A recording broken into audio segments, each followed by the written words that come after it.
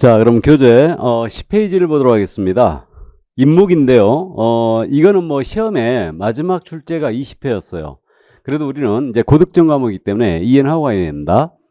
인목은 일본식 표현이죠. 한자로 쓰면 이제 설립자의 나음목자로 쓴다고 그랬어요. 그래서 이렇게 지금 쓰고 있는데, 그래서 이게 이제 토지거든요. 여기에 나무들이 심어져 있죠. 토지의 소유자가 저당을 잡히고 돈을 빌리고 싶어서 감정을 해봤어요. 그랬더니 이 나무들이 워낙 잘 자라고 있어갖고 이게 3억 나왔고 토지는 1억이 나온 거예요.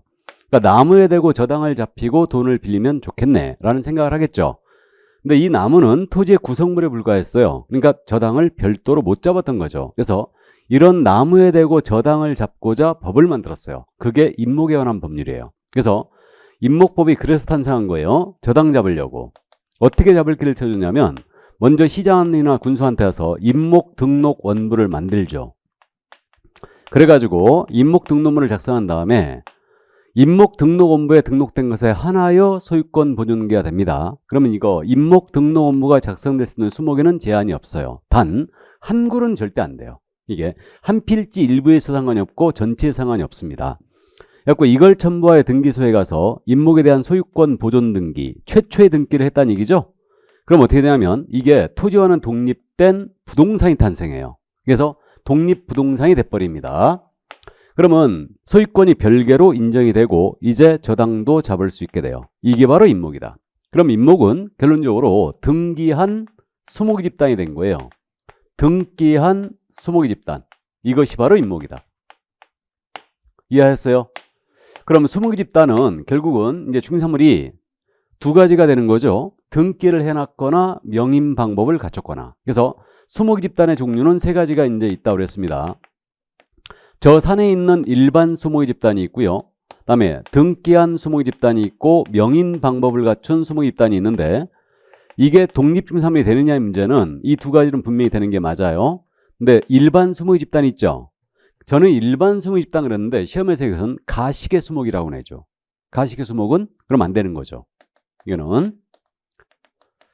그러면 요거 등기한 수목이 집단인 인목과 명인 방법의 차이는 일단 공시 방법의 차이가 있고 얘는 저당을 못 잡죠. 근데 등기한 수목이 집단인 인목은 저당 잡을 수 있어요. 이렇게 됩니다. 그러면 이제 나머지 인목법의 내용을 우리가 조금 이해를 해야 되거든요. 그래서 인목법의 내용, 요거 이제 교재에 있는 내용 정도만 이해하시면 될 것 같은데. 자, 그럼 이제 인목법의 내용을 좀 보겠습니다. 먼저 인목 등록원부에 등록된 것에 한하여 소유권 문제가 되죠. 그죠? 그다음에 이제 토지 등기 기록 표제부에다가 인목 등기 기록을 표시한다고 그랬어요. 그럼 이게 무슨 얘기냐면 등기관이 인목에 대한 소유권 문제 했잖아요. 그럼 직권으로 인목이 소지하고 있는 토지 등기 기록이 있죠. 그 토지 등기 기록 표제부에다가 인목 등기 기록을 표시하게 돼 있어요. 그러면 지상의 수목의 집단이 인목인지 아닌지 여부는 어디 보면 알 수 있다? 토지 등기 기록 표제부를 보면 알 수 있죠. 그러니까 토지 등기 기록 띄었는데 인목 등기 기록이 나왔다. 그러면 소유권을 확실히 정리해야 되죠. 자, 그 다음에 인목은 부동산으로 본다고 그랬어요. 그래서 인목은 부동산으로 봅니다. 보고 그러니까 토지와는 별개의 부동산이에요. 이걸 개론학자들은 준부동산으로 가고 있는 거예요. 이게. 그러면 별개의 부동산이니까 인목의 소유자는 토지와 분리하여 별도로 인목을 팔 수 있죠. 양도하거나 저당권의 목적으로 할 수 있죠. 그죠? 그리고 토지 소유권 지상권을 처분했어요. 그렇다 하더라도 지상의 인목에는 영향이 없겠죠. 당연히. 이해되십니까? 별개로 움직이는 거죠. 건물처럼.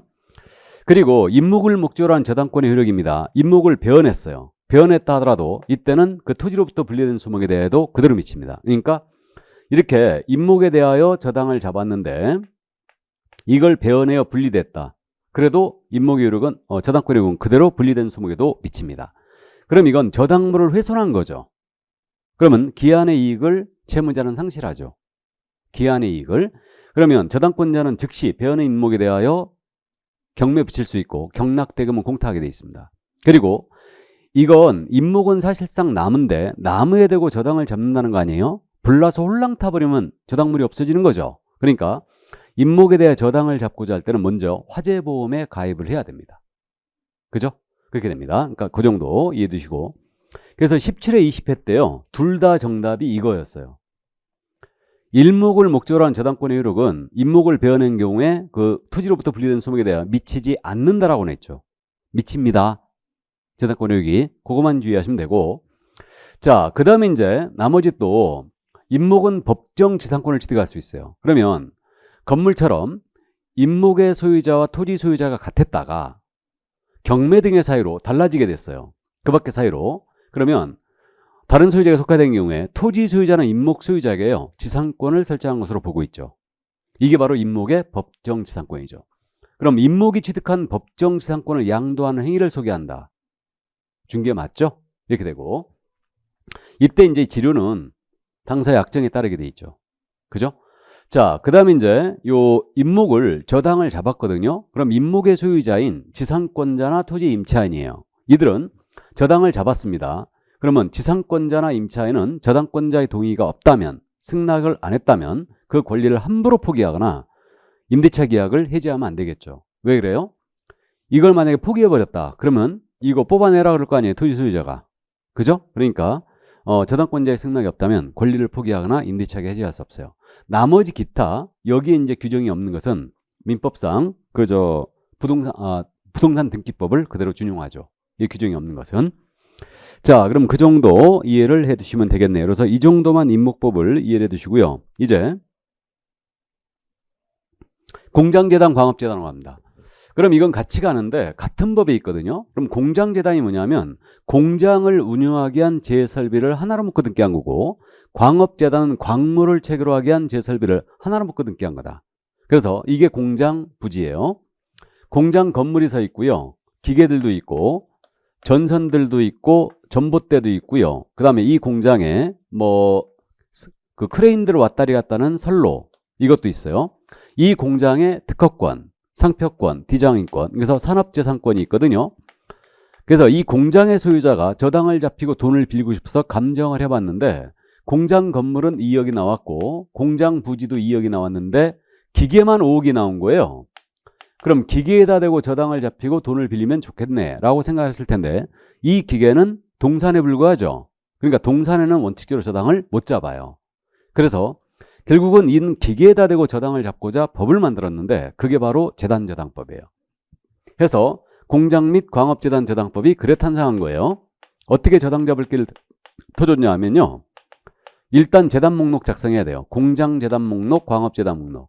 1번 건물, 2번 토지, 3번 기계, 이런 식으로. 그래가지고 재단 목록을 첨부해 등기소에 가서 재단에 대한 최초의 등기, 소유권 보존 등기 했잖아요. 그럼 어떻게 되냐. 이게 집합물로서 일체성이 인정이 돼갖고 전체가 한 개의 부동산이 돼요. 그럼 전체가 한 개의 부동산이 됐다는 걸 명심해야 됩니다. 그래가지고 소유권이 전체로서 하나가 인정되고 이제 저당도 잡을 수 있게 됩니다. 이게 바로 재단이다. 그러니까 재단은 하나로 묶어 등기한 거예요. 그러면 하나로 묶여 있으니까 재단에 속한 물건들은 개별적으로 양도가 다 금지죠. 그죠? 그래서 재단 구성물은 독립중개사물이 되지 못합니다. 재단이 바로 중개사물이 되는 거예요. 그럼 채권자가 강제 집행할 때도 전체로 들어가야 되지 개별 재산으로 들어갈 수가 없어요. 이해되셨어요? 자, 이 정도. 그러면 이제 나머지 재단 저당법의 내용을 가볍게 이해를 해 두시는데 이제 그 교재에 지금 정리가 돼 있죠. 그러면 이 등기 기록 중 재단에 대한 소유권 등기했잖아요. 그럼 등기관은 직권으로 재단에 속한 물건 중에 토지나 건물은 등기 기록이 있잖아요. 그럼 토지 건물 등기 기록 어디다가 해당 구에다가 이 토지 건물이 공장재단에 속하였다는 사실을 직권 등기하게 돼 있어요. 그럼 해당 구는 뭘 얘기하냐면 갑구 또는 을구를 얘기해요. 그러니까 건물의 소유권이 만약 재단에 있다. 소유권에 관한 등기는 갑구해야죠. 그러니까 갑구에다가 이 건물은 재단에 편입돼 있다. 이렇게 직권 등기하라는 얘기고, 건물의 전세권이 만약에 재단으로 편입됐잖아요. 그럼 전세권의 등기 을구해야죠. 그러니까 을구에다가 이 건물의 전세권은 재단으로 편입돼 있다. 직권 등기하라는 얘기예요. 그러니까 토지 건물이 재단에 속했는지 안 속했는지 이 사실은 해당 구를 보면 알 수 있어요. 지상의 수목 집단이 임목인지 여부는 토지 등기로 표지 보면 알 수 있다고 그랬죠. 그러니까 그렇게 대비해 주시고, 그 다음에 재단에 관하여 소유권 보존 등기 인정한 취지가 저당을 잡기 위함이었죠. 그러니까 저당을 잡아야 됩니다. 그럼 소유권 보존 등기한 날로부터 몇 개월 내에 잡아야 되냐면 10개월 내는 잡아야 돼요.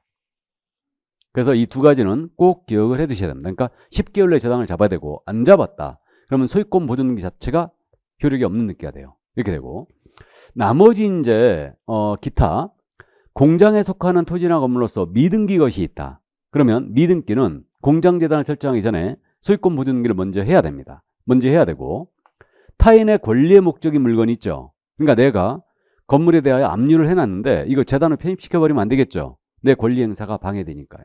그래서 타인의 권리의 목적이 된 물건이나 압류, 가압류된 물건, 가처분의 목적인 물건은 공장재단 구성물이 될 수 없어요. 이렇게 되고, 그 다음에 재단의 구성물은 공장재단과 분리하여 처분하는 거 안 되죠. 그 다음에 소유권 외의 권리의 목적, 압류, 가압류 또는 가처분의 목적으로 하지 못하게 되어 있습니다. 이렇게 돼 있고, 다만 이제 저당권자가 동의를 했다. 동의를 했다면 임대차의 목적물은 이의제로 되죠. 그러니까 재단은 소유권과 저당권의 목적만 되고 있고, 임대차의 목적이 안 됨이 원칙이지만, 다만 저당권자의 동의가 있다면 놀고 있다. 그럼 임대차를 할 수는 있죠. 이 정도. 자, 그래서 재단에 대해서는 이 정도만 이해를 해두시고, 나머지 내용들은 참고를 해두시고요. 그 여러 개의 공장을 묶어가고 하나로 재단 구성하는 것도 가능하고요. 재단이 너무 크다. 분할도 할 수 있어요. 그래서 재단재당법 한 번도 낸 적은 없지만 이 정도만 이해해 주십니다. 전체가 한 개의 부동산이라는 걸 명심하세요. 자, 그럼 이제 토지건물 입광공에 대한 이론적인 내용을 다 봤고, 이제부터는 중개사물에 해당하느냐 안 하느냐를 보는데, 그러면 지금 중개사물이 5가지가 이거였잖아요. 그러면 이 5가지에 해당하지 않는다. 그러면 당연히 중개사물이 아닙니다. 근데 이 5가지일지라도 사적 거래가 가능해야지만 중개사물이 될 수 있어요. 그래야 중개할 수 있으니까. 그럼 사적 거래가 불가능한 물건들은 안 되는 거죠. 그게 한마디로 국공유재산이에요. 그래서 국공유재산은 이제 안 되는 겁니다. 이렇게 되고요. 그러면 이 5가지에 안 들어가 있는 금전, 가식의 수목, 선박 등은 안 되는 거죠. 이게. 그 다음에 사적 거래가 가능해야 되기 때문에 사적 거래가 불가한 국공유재산, 이건 안 되는 거예요. 그래서 국공유재산은 이렇게 지금 현재 개별 재산으로 지금 나가 있는데, 원래 국공유재산은 분류하면 이렇게 되거든요. 크게는 행정재산과 일반 재산으로 나눠볼 수 있어요. 이렇게 나눠볼 수 있고, 행정재산은 다시 공용재산이 있죠. 그 공용재산은 뭐냐면 그 행정기관이 직접 쓰는 재산이에요. 이게 이제 공용재산이고, 그 다음에 공공용 재산이 있거든요. 이거는 행정재산 중에 일반 국민에게 쓰도록 허용을 해준 재산. 그러니까 공원 같은 거. 이게 공공용 재산이고, 그 다음에 이제 기업용 재산이 있죠. 그럼 기업용 재산은 이제 국영기업체나 이런 데서 보유하고 있는 재산. 이거고, 다음에 보존재산이 있어요. 보존재산은 문화재겠죠. 그러니까 이거 다 안 되는 겁니다. 그래서 다 안 되는 거고, 그러면 이제 개별적으로 시청, 청사 안 되고, 청와대 다 안 됩니다. 문화재, 경복궁 다 안 되고, 채굴되지 않은 광물 있죠. 이거는 광업권의 객체로서 국유로 합니다. 그러니까 당연히 안 되는 거예요. 그 다음에 이제 바닷가, 자연곡물로서 국유로 하죠. 안 되는 거고, 그 다음에 국도, 지방도, 국도, 고속도로 당연히 안 되는 거고, 무주 부동산은 국유로 한다는 민법의 규정이 있죠. 그러니까 당연히 안 되는 거고, 온천수, 물이에요? 당연히 안 되고, 포락지, 이게 사건이 소멸한 토지죠. 수면 밑으로 가라앉아 사건이 소멸한 토지. 그래서 공시법 시간에 공부합니다. 그러니까 포락지도 안 되는 거죠. 그러니까 안 되는 것들을 위주로 기억합니다. 뭐 크게 어렵지 않죠, 이거는. 그래서 이 정도만 이해해 두시고요. 자, 그 다음 이제 중개 대상 행위가 되느냐 안 되느냐. 이 부분은 중개 대상물의 성립 가능해서 중개행위 대상이 되기 위해서는 중개 개입이 가능해야 되겠죠.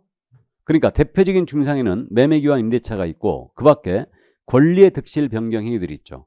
저당권 설정행위, 저당권 이전행위, 지역권 설정행위, 지역권 이전행위, 전세권 설정행위, 전세권 이전행위, 이런 것들이죠. 다 됩니다. 근데 이제 개입 여지가 없는 거, 증여는 중개 개입 여지가 없죠. 주는 것 자체를 얘기합니다. 상속, 돌아가시는 순간 모든 재산권이 넘어가죠. 개입 여지 없어요. 공용, 수용, 국가에 헌납하는 거, 기부 체납 당연히 안 되고, 경매, 강제로 팔아치우는 거, 다음에 점유 당연히 안 됩니다. 사실상 지배를 얘기하니까. 나아가서 법정 지상권의 성립, 이것도 안 되는 거죠. 이거는 법률의 기준이어야 지상권이 성립하는 거예요. 그러니까 개입 여지가 없어요. 그죠?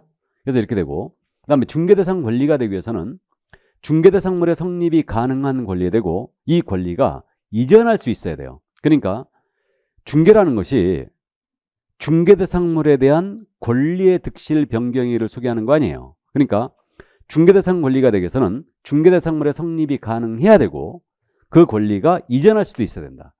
그래서 중개사물의 성립이 안 되기 때문에 안 되는 권리가 대표적으로 질권이 있다고 그랬죠. 그죠? 그 밖에 이제 광업권, 미채굴의 광물을 채굴하는 권리죠. 중개사물의 성립 안 돼요. 어업권, 물고기 잡는 거, 그다음에 산업재산권, 당연히 안 되는 거죠. 중개사물의 성립하는 거 아니에요. 뭐 특허권, 지식재산권, 소프트웨어에 대한 권리 이런 것들 다 안 되는 거예요. 이해되세요? 그 다음에 이전성이 없는 것도 안 돼요. 그럼 대표적으로 분묘기지권은 이전성이 없죠. 그러니까 안 되는 것들을 위주로 기억합니다. 이해하셨어요? 가볍게 이렇게 하시고 나머지 그러면 소유권, 지상권, 지역권, 전세권, 저당권, 근저당권, 가등기담보권, 부동산 임차권 다 되는 거죠. 이게 이때 문제가 되는 거. 문제가 되는 권리 네 가지가 있죠. 이 네 가지. 유치권, 법정상권, 법정대상권, 부동산 함유권 이게 되느냐? 모두 되죠. 중개대상물의 성립이 가능하죠. 다. 그리고 이전성이 있어야 다. 그러니까 되는 겁니다. 유치권 되는 거죠. 부동산에 성립하고 있고 이전성도 있죠. 물론 유치권이 동산 유치권도 있긴 있어요. 그러니까 유치권 하면 되는 겁니다. 그러면 여기서 이제 행위와 연결하면 안 되는 경우가 있죠. 유치권의 성립. 이건 법정담보물권이죠. 깔고 앉는 순간 유치권이 성립한 거예요. 그러니까 개입 여지가 없어요. 그러니까 중개할 수 없습니다. 나아가 유치권의 이전도 유치권의 이전은 중개할 수 있죠. 근데 물론 유치권만 이전하는 건 우리 민법이 인정 안 해요. 그러니까 피담보 채권과 같이 한 유치권의 이전 가능하죠. 그러니까 중개할 수 있어요. 그다음에 법정사건의 성립 역시 개입 여지가 없죠. 근데 이전은 중개할 수 있죠. 법정저당권 역시 법정저당권은 토지임대차에서 나오죠. 임대인이 2년분의 차임채권에 의하여 임차인 소유의 지상건물을 압류를 했어요. 그러면 저당권과 동일한 유력이 있다고 그랬죠. 이게 법정저당권인데 성립은 법률의 규정에 의해 성립하니까 당연히 개입 여지가 없죠. 그러니까 법정자가 들어가면요. 성립은 당연히 중개할 수가 없습니다. 그 다음에 이전은 중개할 수 있고요. 부동산 환매권, 환매 자체 개입 여지가 없죠. 그러니까 안 됩니다. 근데 환매권의 이전 가능하죠. 이게 그래서 부기등기로 이전하지 않습니까? 근데 환매 계약은 되는 거예요. 환매 계약은 매매 계약이 부서 환매 계약한다. 중개할 수 있죠. 그래서 요게 바로 이제 여러분들이 제일 어려워하는 부분이니까 간단하게 유치권 하면 되는 거예요. 근데 유치권에 성립하고 나오면 안 되는 겁니다. 그렇게 푸세요. 이게 여기서 이제 한 가지 마지막으로 이거죠. 저당권 하면 되는 거죠. 중개상 원리예요. 그런데 건설기기에 대한 저당권이라고 나왔잖아요. 이건 안 되는 거죠. 왜? 건설기기가 안 되니까. 이해되세요? 똑같아요. 상속은 중개할 수 없다고 그랬죠. 근데 상속된 토지예요. 됩니까? 되는 거죠. 그럼 경매 안 된다고 그랬죠. 그럼 경매 개시결정 등기가 된 아파트예요. 되는 거죠? 그죠? 그런 것들. 다음에 이제 공법상 제한이 붙어 있다. 토지거래 허가구역 내 토지 당연히 되죠. 접도구역 내 토지 사유진 이상 다 되는 거예요. 이해하셨어요? 그러니까 이 마지막 부분이 조금 어려운 내용인데 이 부분은 이제 19회를 마지막으로 아직 출제 안 하고 있는 겁니다. 그래서 이 정도 여기까지 이해해 두시고요. 자, 그래서 이제 중개사물을 다 봤어요. 그러면 이제 유인물 문제를 한번 확인해 볼까요? 유인물 2번 문제.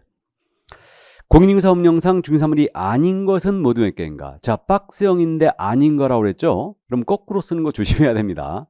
그럼 이제 X 해놓고 시작하는 거예요. 법정지상권의 성립, 개입 여지 없죠? 그럼 X. 무형의 재산적 가치도 X. 권리금이죠, 이거. 다음에 명인방불허 전송이 있다는 O예요. O. 그 다음에 항공기에 대한 임차권이에요. 항공기가 안 되는 거죠.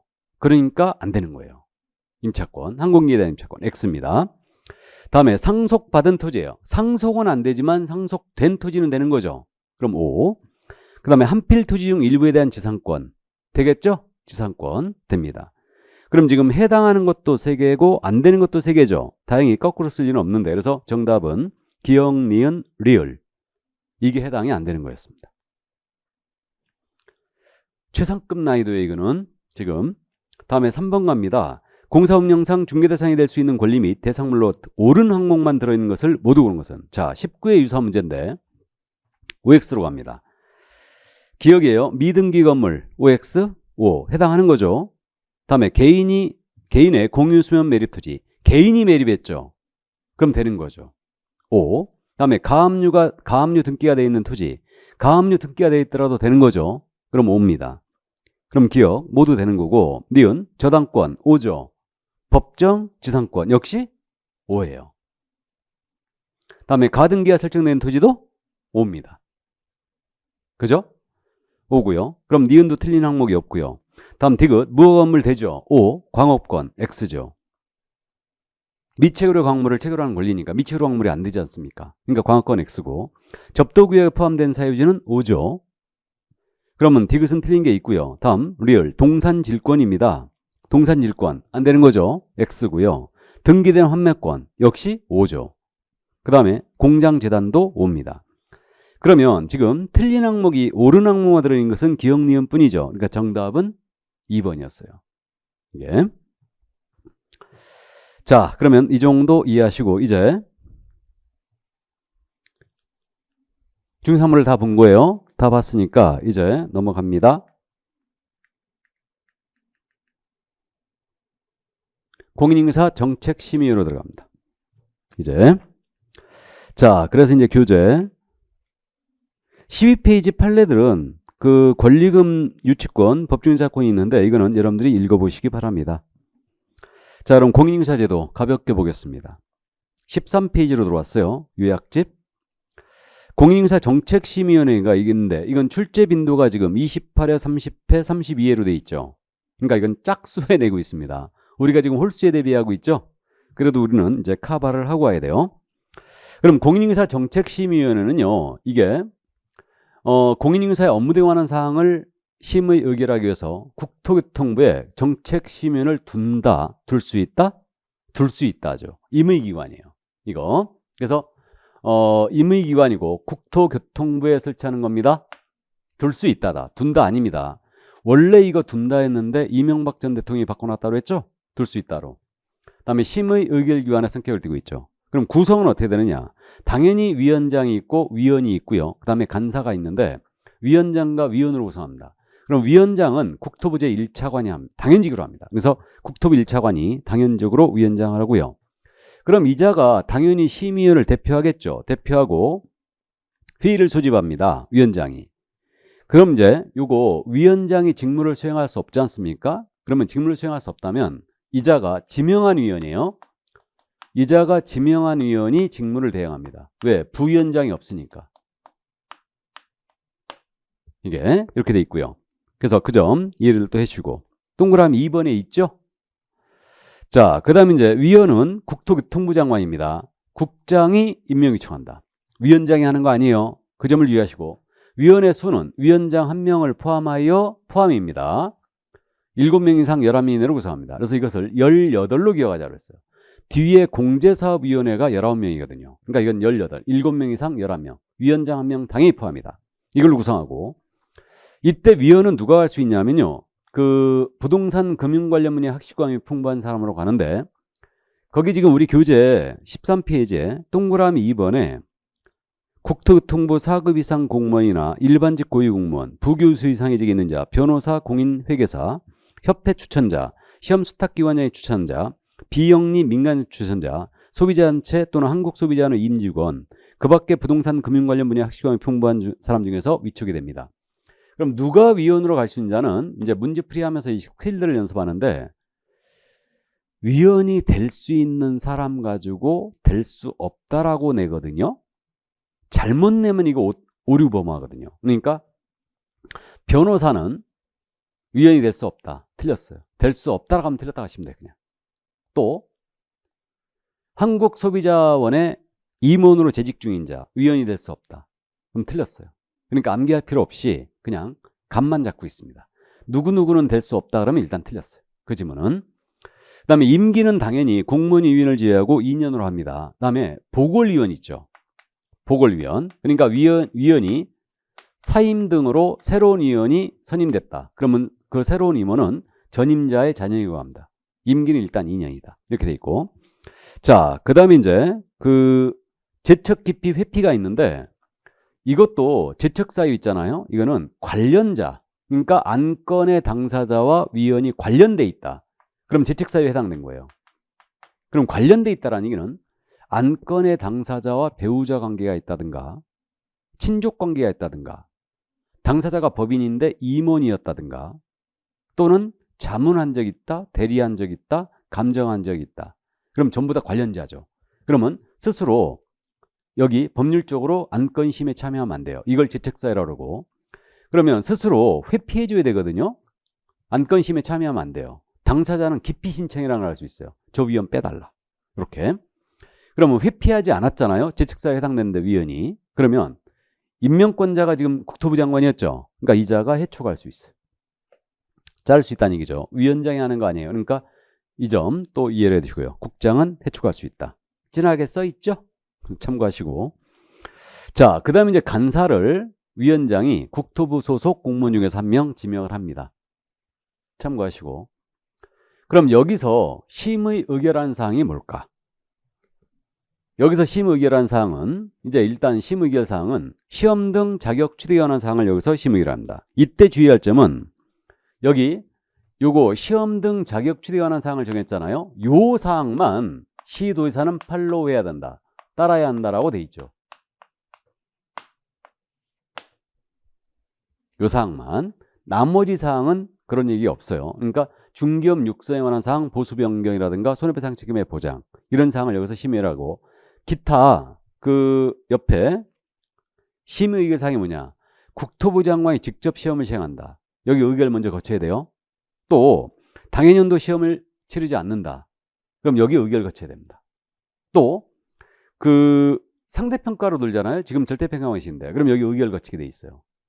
그렇게 돼 있고 그 다음에 위원회에서 기피 신청 들어갔잖아요. 그러면 기피 수용 여부도 들어갑니다. 그 다음에 이제 뭐 위원장이 운영에 필요한 사항을 정하는데 운영에 필요한 사항을 정할 때는 당연히 여기 의결을 거쳐야 되겠죠. 그래서 그 정도 참고해 두시고요.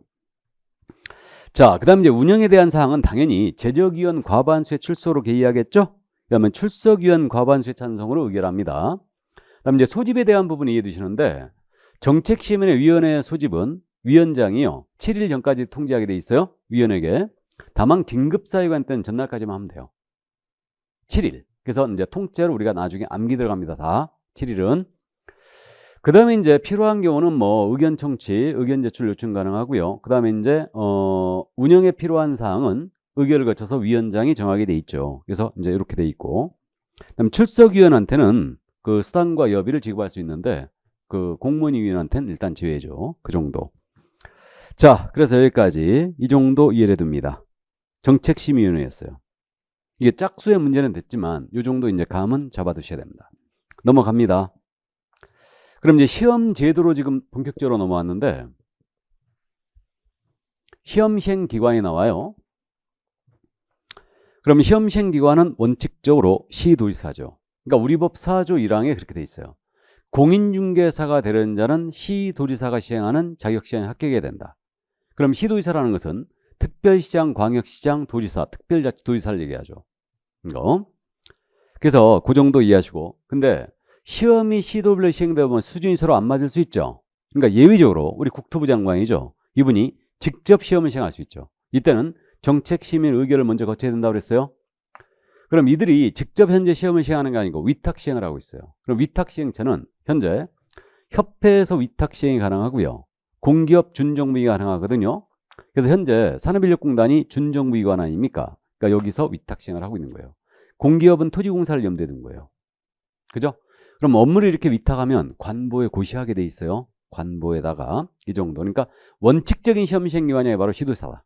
이 점을 꼭 이해해 두시고. 그래서 자격증 교부를 시도지사가 하는 거예요. 정확하게는 우리 응시원서 냈을 때 냈던 주민녹지 관할 시도지사. 그자가 자격증을 교부합니다. 이 정도 이해해 두시고요. 자, 그 다음에 이제 응시 자격을 기억해야 되는데 이 응시 자격은 저는 응시 결격이라고 부르고 있어요. 그러니까 시험을 못 본다는 얘기죠. 그러니까 우리 시험은 능력이 다 봐라 이거예요. 그러니까 성별, 연령, 학력, 국적에 다 볼 수 있거든요. 근데 이 두 명은 못 봐요. 그래서 공인인사 자격이 취소한 후 3년이 경과되지 않은 자와 시험 부정행위자예요. 이자로서 5년이 경과되지 않은 자. 그러니까 부정이자는 부정이 처분을 하잖아요. 그러면 5년간 이자는 이제 응시를 못하게 돼 있습니다. 그래서 2명을 제외하고는 다 볼 수 있어요. 그러면 미성년자 응시할 수 있다는 얘기죠. 외국인도 응시할 수 있다는 얘기죠. 전과가 있다. 당연히 응시할 수 있어요. 이렇게 됩니다. 그럼 파산자 볼 수 있나요? 볼 수 있죠. 이 법에 위반하여 300만 원 이상 벌금 받고 3년이 경과되지 않은 자 시험 볼 수 있어요. 그러니까 이 2명을 제외하고는 다 볼 수 있다. 그렇게 이제 기억하는데 여기 자격 취소 경기도에서 당했잖아요. 근데 이분이 전라남도 가서 시험 보면 안 되죠. 그러면 자격을 취소한 시도사는요. 동네방네 소문 다 냅니다.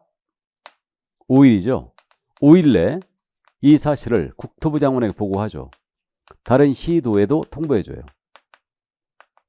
다른 데서 시험 못 보게 하려고. 이렇게 5일이다. 우리 과목에 5일 딱 2번 나오거든요. 2번 다 중요합니다. 이제 확실히 기억하고 할 거예요. 이거는 자격을 취소했을 때는 5일 내 국장 보고하고 다른 시도 통보한다. 왜? 다른 데 가서 시험 못 보게 하려고. 이렇게 되고 우리 운전면허증 있죠? 취소하면 몇 년 시험 못 봐요? 1년. 근데 우리는 몇 년? 3년이에요. 3년입니다. 그 다음에 이제 시험 부정이자. 이자의 시험은 무효 처리합니다. 무효 처리하고요. 부정이 처분을 받은 후부터 5년간 응시를 정지시키는데 이자도 동네방네 소문 다 냅니다. 시험 시행 교환량이 다른 시험 영역 모두 지체 없이 다 통보하게 돼 있어요. 그리고 이자는 5년간 응시하기 정지됩니다. 이렇게 돼요. 자, 그래서 요 정도 이해하시고. 그래서 여기 거기 그 밑에 그 주의 부분 써 있는데 요건 뭐 잘 안 내는 부분인데 파산자도 시험 볼 수 있다고 그랬죠. 미성년자도 시험 볼 수 있다고 그랬죠. 그러면 파산자는 공인중개사가 될 수 있다. 맞습니까? 공인중개사가 될 수 있다는 말은 시험을 볼 수 있다는 말로 이해돼요. 시험 볼 수 있죠. 파산자도. 그러니까 자격 취득할 수 있다는 얘기예요. 공인사 될 수 있습니다. 하지만 야는 다음 주에 공부하죠. 중기업에 종사는 금지예요. 소공이나 보조인이나 개공은 될 수 없습니다. 다음 주에 더 하겠습니다. 이거는 그 정도 이해하시고요. 자, 그 다음에 이제 내려갑니다. 시험 시기가 나와 있는데 시험은 매년 1회 이상 시행함을 원칙으로 합니다.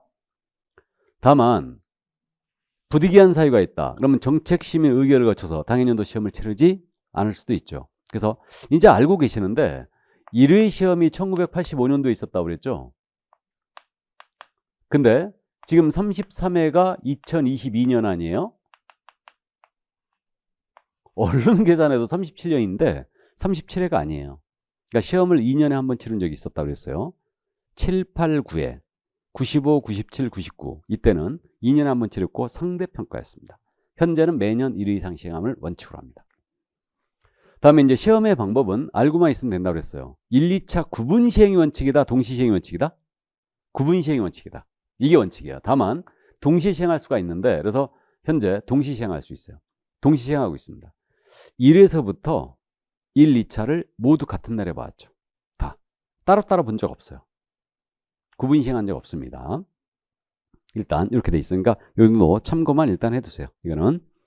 다음에 뭐 시험 면제인데 1차 시험에 합격을 했지 않습니까? 그럼 1차 시험을 한번 면제해 주죠. 이게 다음 연도 시험이다. 다음 회 시험이다. 다음 회 시험이에요. 다음 연도 시험이 아니에요. 그렇게만 이해하면 됩니다. 자, 그래서 다음 회 시험이나 1차 시험을 면제한다.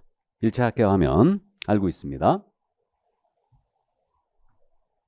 그러니까 요약집에 있는 내용, 이 판서 지금 PPT에 띄우는 내용, 요약집에 그대로 있죠? 다. 그러니까 제가 기본수 할 때 적을 필요 없다고 그랬잖아요. 열심히. 요약집 나오면 똑같으니까. 이게. 그렇게 이해하시면 되고.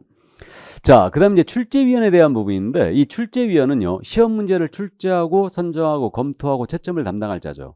현재 문제능시로 출제가 나가기 때문에 출제위원의 개념이 이렇게 돼 있고 만약에 출제위원이 시험 문제 출력으로 시험의 신뢰도를 심히 저하시켰잖아요. 그럼 이 출제위원은 위촉 금지하고 있죠. 몇 년? 5년. 5년이 지금 우리 공인사 법령 쪽에서 3번 나오는데 벌써 2번 나왔어요.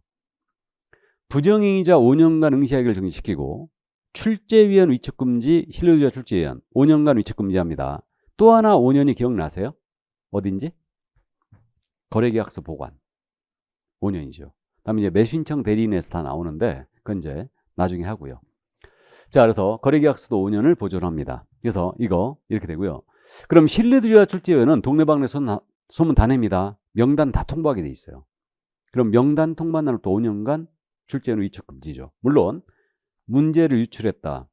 형법상 위기에 의한 공무집행 방해죄로 처벌이 됩니다. 그는. 자, 그럼 그 정도 이해하시고 이제 시험의 실시 및 자격증 교부가 나옵니다. 그러면 요 시험 공고인데 시험 공고는 지금 2번 나와요. 계략상 공고는 매년 예정 공고라고 하는데 시험의 일시와 방법을 매년 2월 말까지 하게 돼 있어요. 2월 말까지. 그러니까 세부 공고 다시 한 번 하는데 세부 공고는 확정 공고라고 부르거든요. 이건 시험 시행 전 90일까지 하게 돼 있다. 우리 과목의 유일한 90일이죠, 이거. 그래갖고 이번에 33회는 지금 그 7월 29일 날 세부 공고를 내겠대요. 7월 29일. 이때 이제 응시술까지 다 공고해 줍니다. 이렇게 돼 있고. 어디다 공고하냐면요. 일간신문, 관보, 방송 중 하나 이상의 공고하고 그 산업인력공단 홈페이지에는 공고를 다 해놓죠. 이렇게. 그래서 이제 이 정도만 이해해 두시고. 그 다음에 이제 응시수료에 대해서는요. 내게 돼 있거든요. 응시수료를 내는데 여러분들이 8월 지금 초순 정도. 그러니까 그 7월 말부터 8월 초순에 잠깐 휴가 다녀오고요. 그때 이제 원서 접수 바로 들어갑니다. 들어가는데 그때 이제 수수료 내게 돼 있죠. 원칙은 지방자치단체 조례가 정하는 수수료지만 지금처럼 위탁 시행하면 위탁 받은 자가 정하는 수수료를 내는 거예요. 그러니까 작년에 1, 2차 동차생이 28,000원이었다고 그랬죠. 이게. 근데 이게 반환 규정이 있어요. 그래갖고 만약에 접수기간 내에 접수를 취소했잖아요. 그럼 접수했다가 10월 29일 날이죠. 우리가 시험일이. 토요일 날입니다. 오후 4시 20분에 끝나요.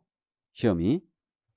그러면 접수기간 내에 접수를 했다가 10월 29일 날 일이 생겨서 못 보게 됐다. 그러면 이때 접수기간 내에 취소해버리면 전액 환불합니다. 그럼 접수기간 마감됐잖아요. 그 다음 날서부터 일주일 내에 접수를 취소하면 이때는 7일 내에 접수를 취소하면 60%는 돌려줘요. 근데 그 다음 날부터 시험 보기 10일 전이죠. 시험 보기 10일 전까지 접수를 취소하면 이때는 50%는 돌려받는다. 시험 보기 10일 전이에요. 그러니까 10월 29일 날 시험이니까 10월 19일 밤 12시까지 접수를 취소하면 50%는 돌려받습니다. 시험장에 안 가면 당연히 못 돌려받아요. 이렇게 돼 있고요. 근데 요거 반환 규정은요. 수험표에 써 있다고 그랬습니다. 뒤집으면 된다고 그랬어요. 그 다음에 이제 자격증 교부를 꼭 기억해 두시는데 자격증 교부는 당연히 시도의사가 교부합니다. 그 다음에 합격자 공고하나부터 1월을 꼭 기억해야 돼. 1월. 우리 공인인사 법조계에서는 1월이 2번 나오거든요. 빨리 줘야 되는 게 1월이다. 자격증 교부 포상금 지급이 1월이에요. 그래서 이제 그렇게 기억을 할 거고요. 그래서 1월 내에 준다. 그러면요. 10월 29일 날 여러분들 시험 보잖아요. 합격자 발표가 11월 30일이에요. 예정이 지금. 이날 발표할 거예요. 그럼 이때로부터 한 달 내에 주게 돼 있어요. 한 달이다. 한 달 기억하세요. 그러니까 시도의사가 한 달 내에 준다. 이 중에서는 제일 잘 묻는 게 이거예요. 자격증 교부. 그래서 이제 이 정도 이해하시고 뭐 쉽게 이해합니다. 그럼 나머지 이제 자격증 대여 사칭 금지가 나오고 있는데 이건 제재를 위주로 기억합니다. 자격증 빌려주면 안 되죠. 유상무상을 안 따집니다. 그래서 자격증 절대 빌려주면 안 되고요. 다른 사람에게 성명을 사용하여 업무하게 하는 것도 안 돼요. 그러니까 A가 공인중개사인데 B라는 자로 하여금 자기의 성명을 사용해서 업무하게 합니다. 대여와 똑같죠? 그 다음에 양수 대여 받는 행위 다 금지. 성명을 사용하여 업무하는 거 다 금지입니다. 그러면 자격증 양도 대여하거나 성명을 사용하여 업무하게 하다 걸렸잖아요. 자격 취소해버리죠. 자격 취소하고 자격증 교부 시도의사가 합니다. 그 다음에 1년 이하의 지역 또는 1,000만 원의 벌금에 처한다. 양도 대여한 자 받은 자 신고를 하면 포상금 줘요. 포상금 줍니다. 이렇게 되고요. 그 다음에 사칭금지 있죠. 그러니까 공인중개사가 아닌 자는 공인중개사 이와 유사명칭을 사용하지 못합니다. 만약에 썼다. 그럼 이게 사칭이에요. 자격 사칭이죠. 그러니까 그 공인중개사가 아닌 자는 중개업에 종사하든 안 하든 공인중개사 말을 못 씁니다. 근데 거꾸로 공인중개사인은 중개업에 종사하든 안 하든 공인중개사라는 말을 쓸 수 있어요. 그죠? 여기에 걸리면 1년 이하의 지역 또는 1,000만 원 이하의 벌금에 처한다. 이렇게 됩니다. 자, 그럼 이제 판례를 잠깐 또 짚어드려야 되죠.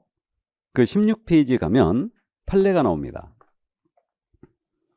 그래서 공인인사 자격증의 대여라는 것은 다른 사람이 그 자격증을 이용하여 공인인사를 행사하면서 공인인사 업무를 행하는 것을 알면서 자격증 자체를 빌려주는 것을 말한다. 따라서 공인인사가 무자격자로 하여금 중개사무소 경영에 관여하거나 자금을 투자하고 그로 인한 이익을 분배하도록 하여도 공인인사 자신이 그 사무소에서 공사 업무인 부동산 거래 중개 행위를 직접 수행하고 무자격자로 하여금 중개 업무를 수행하도록 한 바가 없다면 이를 가리켜 등록증, 자격증 대여를 한 것이라 말할 수는 없다. 이거는 그거 아니에요. 그럼 무자격자로 하여금 중개사무소에 투자를 하게 하고 경영에 관여하게 했다 하더라도 이자로 하여금 중개 업무를 수행하도록 한 바 없다면 이를 가리켜 대여라고 당연히 말할 수는 없다. 맞죠? 당연히 처벌 대상이 되는 것은 아니다. 뭐 당연한 얘기죠, 이거.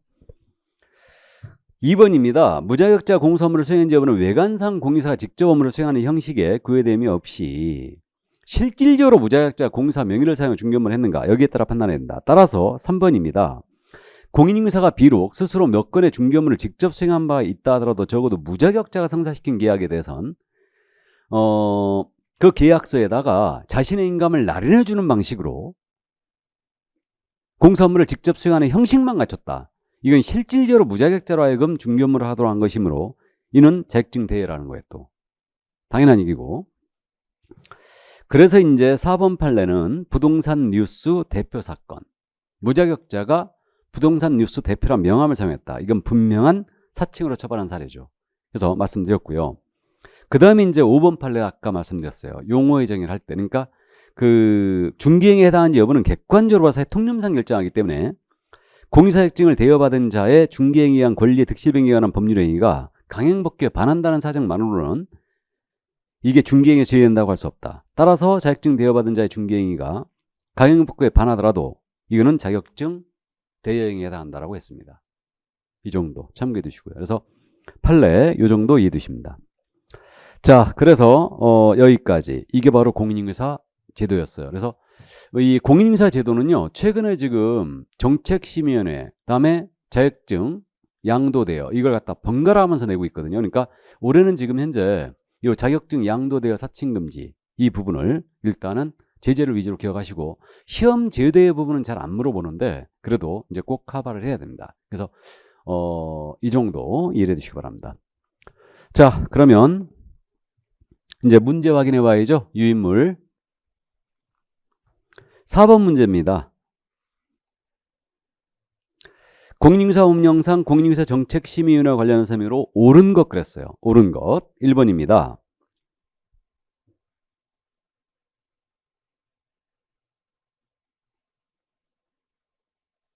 옳은 것.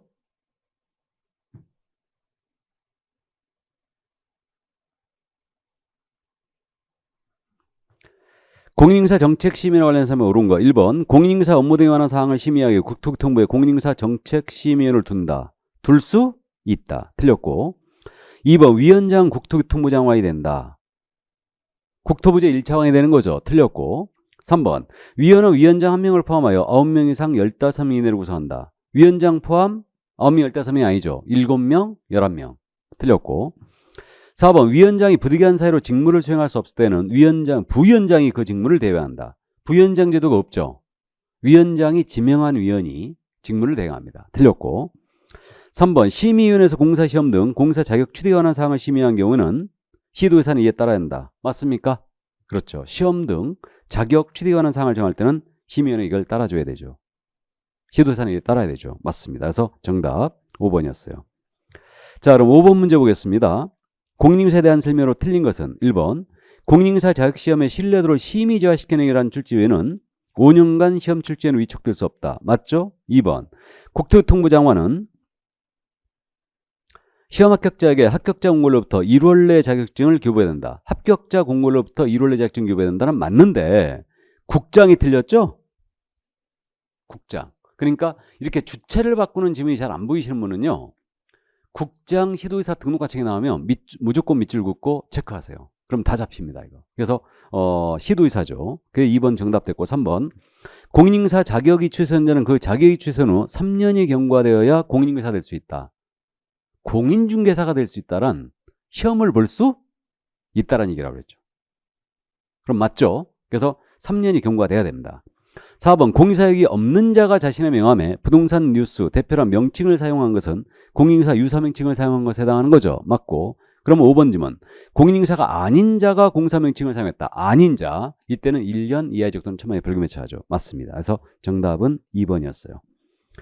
자, 그러면 여기까지 하고 그래서 다음 시간에는 이제 등록 절차를 나가도록 하겠습니다. 자, 고생 많으셨고요. 저는 다음 시간에 건강한 모습으로 뵙겠습니다. 수고하셨습니다.